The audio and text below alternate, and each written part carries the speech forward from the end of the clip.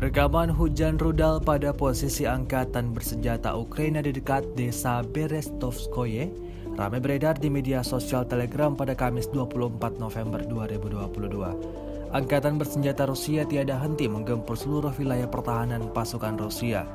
Dengan luncurkan artileri, pasukan Rusia ciptakan badai serangan di sekitar Berestovskoye. Akibatnya ledakan berkali-kali terjadi. Kepulan asap tebal membumbung tinggi di semua titik. Pasukan Rusia mengklaim militer Ukraina hancur dalam insiden penyerangan ini.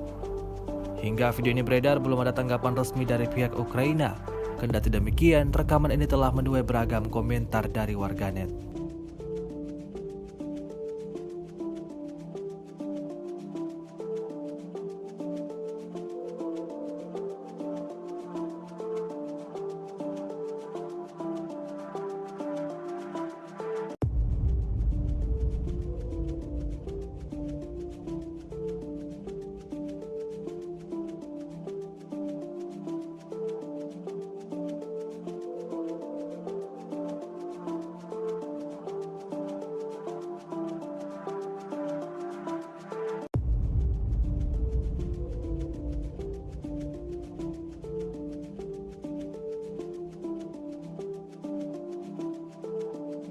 Terima kasih sudah nonton.